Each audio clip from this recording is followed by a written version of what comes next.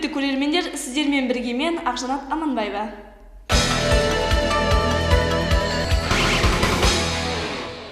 Биыл «Бір ел, бір кітап» атты республикалық акция аясында Фариза Оңғарсынованың дауаты жыр жинағы жарық көрді. 7-ші рет өткізіліп тұрған шараға оқырман арасында қазақ әдебиетіне деген қызығушылықты арттыру мақсатында ұйымдастырылған. Толығырақ тілшіміз Ботагөз Талғатқызы баяндайды.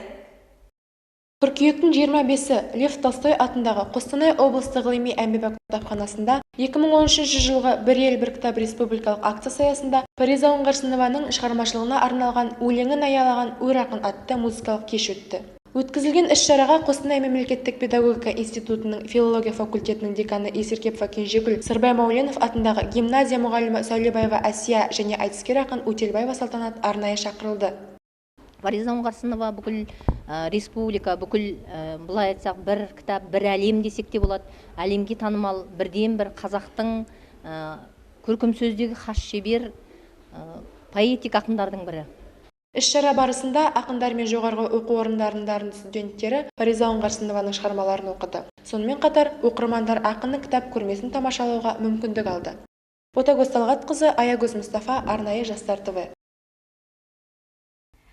Ильяс Омаров атындағы драма театрда байланыс жүйелері арасында мемлекеттік тіл ұлт бірлігінің басты факторы атты көңілі тапқырлар сайысы өтті. Толығырақ тілшіміз Ақбаян Саңғалиева тарқатады. Қыркүйек айының 18-ші жұлдызы күні Ильяс Омаров атындағы Қазақ драма театрында Қазақтелеком акционерлік қоғамының ұйымдастыруымен мемлекеттік тіл ұлт бірлігінің басты факторы атты фестиваль өткізілді. Іс-шараның өткізілуінің басты мақсаты мемлекеттік тілдің жүзеге асырылуы. Фестивальге Теле2, Қазақтелеком, Транстелеком, Қазпочта, Қазақтелерадио, Кейсел байланыс жүйелерінің қызметкерлері бір кісідей атсалысты. Командалар 4 бөлімнен тұратын жарыста өз бақтарын сынап сынға түсті. Бәрі біздің елімізге, біздің халқымызға деген құрмет. Сөйлеудің де сөйлеуі бар, мәнерлеп сөйлеу керек. Ауызекі тілмен емес, кәдімгі әдебиет тілмен сөйлеу керек. Міне осы фестиваль жаңағы жақсы сөйлеп, тілге деген құрметті арттырудың бір себебі болып отыр. Фестиваль қорытындысы бойынша 3-ші орынды Теле2 командасы алса, 2-ші орынды Транстелекомға берілді. Қазақтелеком командасы 1-ші орынды иеленіп, сонымен қатар көлік және коммуникация министрлігінің арнайы кубогымен марапатталды. Фестиваль соңында Қазақстан Республикасының көлік және коммуникация министрлігінің әкімшіліктер кадр жұмыстарының департаментінің директоры Еркеұлан Ермекбайұлы Қасенов сөз сөйлеп өз ризашылығын білдіріп, жиылған қауым көтеріңкі көңіл күймен тарқасты. Ақбаян Сағынғалиева, Диана Әзбасар, Жастар ТВ. Әр оқу жылдың басында университетімізде 1-ші курс студенттерін қарсы алу рәсімі өткізіліп тұрады. Бұл рәсімнен журналистика мамандығының студенттері де тыс қалмады. Толығырақ тілшіміз Ақбота Сақұлова баяндайды. Мектеп өмірінен жырақтап, университет табалдырығына жаңа қадам басқан журналистика мамандығының 1-ші курс студенттерін қарсы алу рәсімі өткізілді. Бұл жиынға баспасөз және де бұқаралық ақпарат құралдарының болашақ майталмандары саналатын қазақ және орыс топтарының студенттері және де оқытушылар атсалысты. Жиында кафедра меңгерушісі Алматай Мергенбайқызы студенттерге өзінің құттықтау сөзін арнады. Одан соң болашақ журналистер өз өнерлерін көрсетіп, жан-жақты қырларынан танытты.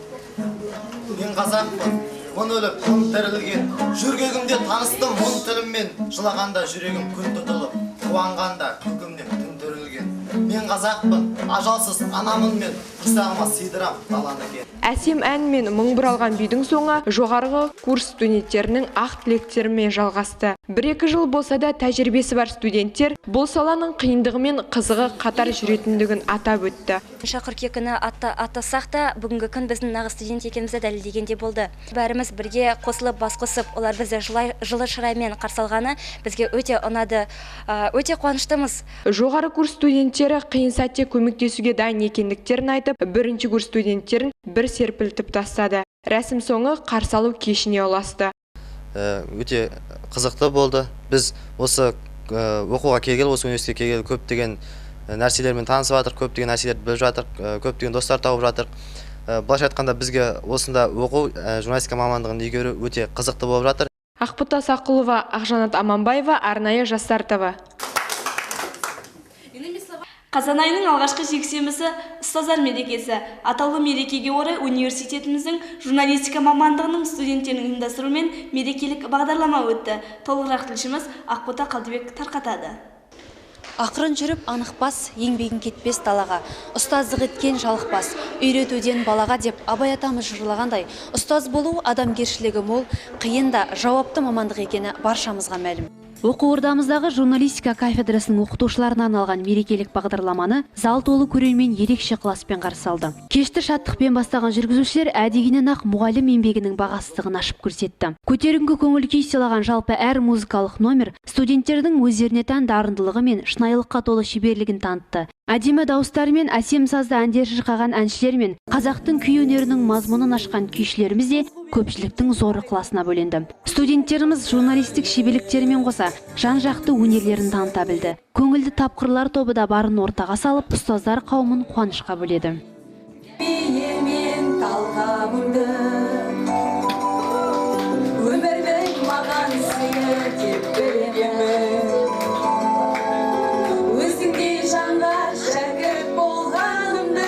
Білім көшін жылжытып келе жатқан ұстаздар қауымына деген құрмет әрдайым арта бермек.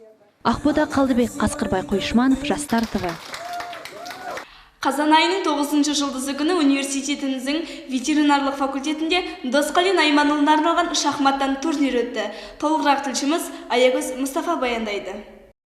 Шахмат ойдың ойыны. Шахмат деген өнер, спорт және өмір. Ол осы үш ұғыммен ұштасқанда ғана жемісін жегізеді. Шахматтағы бір ғана қате жүріс өмірдегі шалыс қадам сияқты. Сондықтан да бұл жердегі әрекеттің барлығы стратегиялық жоспар ретінде жүзеге асуы тиіс. Профессор Досқали Найманұлының туған күніне арналған шахмат турнирі болып өтті. Аталмыш шахмат турнирі биыл екінші рет өтуде. Негізгі мақсаты университет қабырғасындағы студенттерге салауатты өмір салтын бойына дарытып, студенттер арасынан ең үздік шахматшыларды іріктеу. Досқали ағайдың туған күніне байланысты шахмат ойыннан жарыс болып жатыр. Осы шахмат өте жоғары деңгейде өтіп жатыр. Осындай жарыстарды ұйымдастыра беретін алтын буын ағалар көбейе берсін деймін. Турнир соңы Досқали Найманұлын туған күнімен құттықтап, және ең үздік шахматшыларды марапаттаумен аяқталды. Аягөз Мұстафа, Батыржан Қабжанов, Әділхан Ермұхан, Жастар ТВ. Сіздермен бірге болған Ақжанат Аманбаева, келесі кездескенше еліміз аман, жұртымыз тыныш болғай.